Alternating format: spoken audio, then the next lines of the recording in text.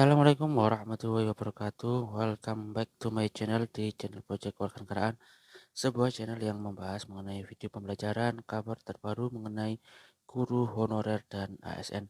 Baik, Bapak Ibu guru hebat seluruh Indonesia, pada kesempatan kali ini kami akan menyampaikan sebuah kabar gembira bahwasanya RUU ASN yang terbaru akan segera disahkan. Sudah diuji publik, ada 3 mekanisme penyelesaian bagi guru honorer yang wajib teman-teman ketahui. Baik, langsung saja teman-teman, kita langsung masuk ke beritanya. Ini dikutip dari JPNN teman-teman. RUU ASN diuji publik, ada 3 mekanisme penyelesaian guru honorer. Jakarta, rancangan undang-undang aparatur sipil negara kini masuk tahap uji publik. Uji publik revisi Undang-Undang Nomor 5 Tahun 2014 tentang aparatur sipil negara perdana dilaksanakan di Universitas Negeri Semarang pada Rabu 26 Juli 2023. Deputi Bidang ASN, Deputi Bidang SDM, Aparatur Pemerintahan Penyalahgunaan Aparatur Negara dan Reformasi Birokrasi Kemenpan RB Alex Dani mengungkapkan ada 7 klaster yang menjadi pembahasan dalam RUU ini. Semuanya menjadi bagian dari konsep besar transformasi manajemen ASN, termasuk di dalamnya terkait digitalisasi manajemen ASN serta penyelesaian tenaga non-ASN atau honorer. RUU ini disusun untuk menciptakan organisasi pemerintahan yang lincah dan berujung pada kesejahteraan ASN baik PNS maupun P3K, kata Deputi Alek.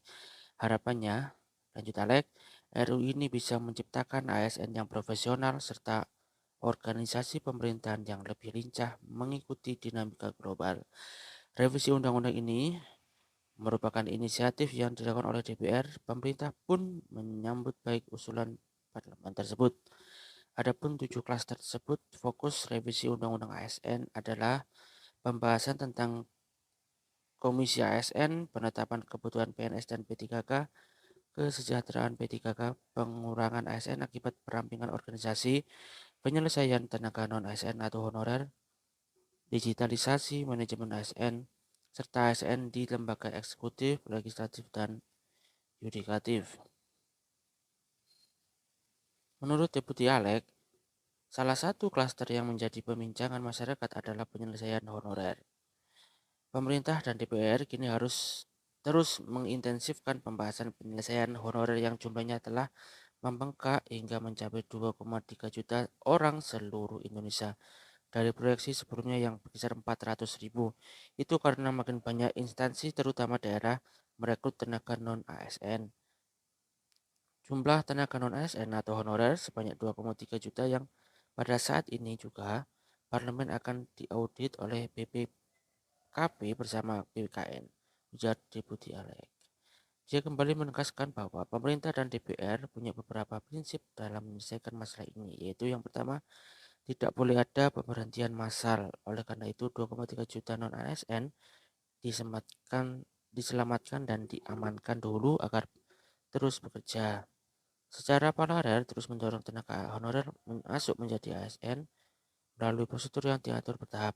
Misalnya, pada rekrutmen tahun 2023 akan segera dibuka dan rekrutmen tahun-tahun berikutnya, ujar Alek. 2. Skema yang dijalankan harus memastikan pendapatan non-ASN tidak boleh berkurang dari yang diterima saat ini. Salah satunya dengan mengatur skema kerja yang adil dan tepat. Misalnya ada tenaga non-ASN yang jenis keahlian dan kebutuhan instansinya diperlukan pada waktu yang bisa disepakati bersama. Ini menguntungkan pegawai yang bersangkutan karena dia mendapat pendapatan yang adil. Tentu tidak boleh berkurang dari yang diterima saat ini, ungkap Alek. Yang ketiga, memperhitungkan kapasitas fiskal yang dimiliki pemerintah sehingga bisa menciptakan keberlanjutan program pemerintah. RUU ini disusun dengan harapan bisa menyelesaikan persoalan-persoalan yang ada dalam manajemen ASN secara keseluruhan. Tujuan akhirnya adalah menciptakan ASN profesional yang berjiwa melayani dan membawa Indonesia menjadi negara yang maju.